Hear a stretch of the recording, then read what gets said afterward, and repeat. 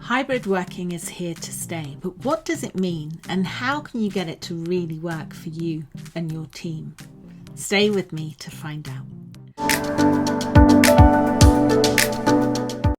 My name's Sonia Gabira, and as a leadership and success coach, my aim is to help you become the leader that you want to be and that we all need, plus have some fun along the way and make it as easy as possible. So hit the subscribe button below so you get to know when I've posted a new video to help you on your journey. A few months ago, I spoke to a senior leader in an organisation that I'm working with, who was working on company strategy for a hybrid model of working as people were coming back into the office. And she was horrified at the attitude of some of the people in her team, particularly one person who, when she was told that the organisation needed her to be back in the company and in the office, threw her hands up in the air and said, but I've moved 3 hours away now and I can't make it back into the office, especially not every day. They had to have a discussion about it and really in the end decided to part ways. The organisation was very fixed that because of the climate created in the company, they wanted people in the office. And this person had made different choices, life choices, in terms of moving away. So do you have anybody in your team who's really struggling to get on board with whatever model, hybrid model it is of working in your organization, or who's made a different choice now? Let me know in the comments below, as I'd love to know what's happening really out there. So at its simplest level, what hybrid means is a mixture of home working and office working. But the problem that I see is that organizations are still trying to fit this into a very traditional clocking in and clocking out model of working, which really isn't relevant for a lot of organizations today. People have been successfully achieving their objectives whilst working from home and meeting organizational goals. After some adjustments, because a lot of people struggled to start off with, but after some adjustments have actually started to enjoy this way of working and enjoy this freedom. And it's like a reward, which they don't really want to give up. So it's almost like you've given somebody a raise in their salary, or you've given somebody a company car when they were a perk. They've been meeting their objectives, they've been as productive as ever, if not more, and suddenly you change the rules and you take those away. And this is how some people are really experiencing having to go back into the office. It's like a reward has been taken away, even though they have been doing amazingly well. So I've got some points for you to think about so that you can create a model that works for both you, the organization, and your team. And I've got a few notes here, which is why I'm looking down. So first of all, make sure that you communicate your business objectives, your vision really clearly, and what it is that the organization needs to deliver. Because setting this out will enable people to get behind it. So what you want is for people to focus on something that people can agree on.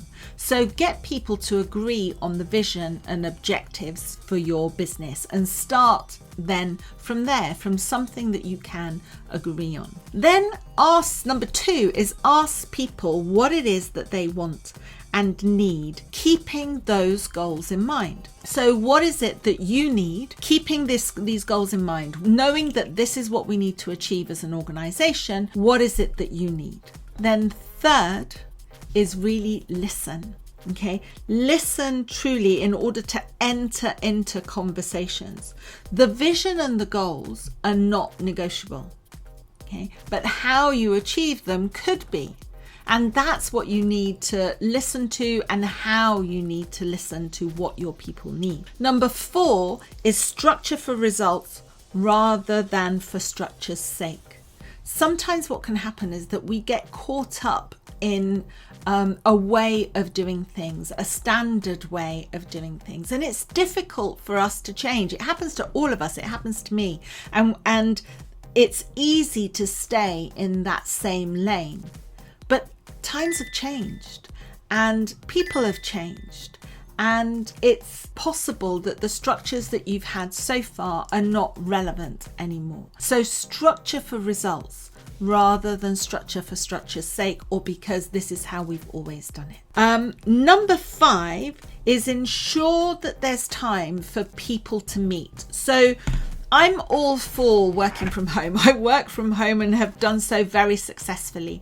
And I've run teams of people working remotely from their homes also. However, I know how important it is also to meet people, to, when we can, touch people, to be able to hear them and see them and be together. It's a way that we become creative, that we can share our ideas collectively and come up with the things that we need for our organizations and for ourselves to thrive.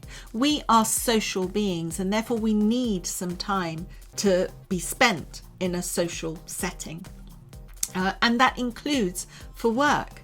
And therefore make sure that there are set times that people can put in their calendars, that they can allocate time and resources and babysitting if necessary to and organize themselves, and make sure that those times when the team meets are non-negotiable. There are always times for other meetings and other ad hoc meetings between people, but make sure that there are some times that are in the diary for everyone to meet. Number 6 is ensure that all meetings are either offline, i.e. face-to-face, or online. Don't have some people in the meeting online and some people in a room in a meeting together, because that is very, very difficult to manage. The people that are online will always feel that there are side conversations happening, because there will be when people are in a room together, because that's just our nature and that's how we do things. Even if you try and police that, it's likely to happen, and even if it doesn't, the people that are online will feel that it will. So no hybrid meetings, everybody online or everybody offline. And lastly, number 7 is review whichever structure you put in place, review it regularly to make sure that it's still fit for purpose. Our organizations, our world is constantly changing and constantly evolving. And if we don't regularly check that the structures, the processes that we've put in place are still working for us all, then we're going to end up with models that don't work, and that don't work very quickly. So to recap, make sure that you communicate and agree on the overall objectives of your team, your business, your organization. Make sure that you ask people what it is that they want. Then really listen to what it is that they want, with that real intention of understanding, bearing in mind that the objectives are non-negotiable. Then 4 is structure for results. Structure for results rather than for structure's sake. Number 5 is to ensure that there is time for people to meet and to meet in person. Number 6, make sure that all meetings are either online or offline. And then number 7, review the structure so that it's still relevant. And hopefully that will allow you to come up with a structure that works for you and that works for your team. If you'd like more tips like this, then please subscribe to the channel and click the bell if it's there, so that you can be alerted when I post any new video. And if there's something else that you'd like to have my opinion on or get some information on, then please let me know in the comments below. Thank you, and I'll speak to you soon.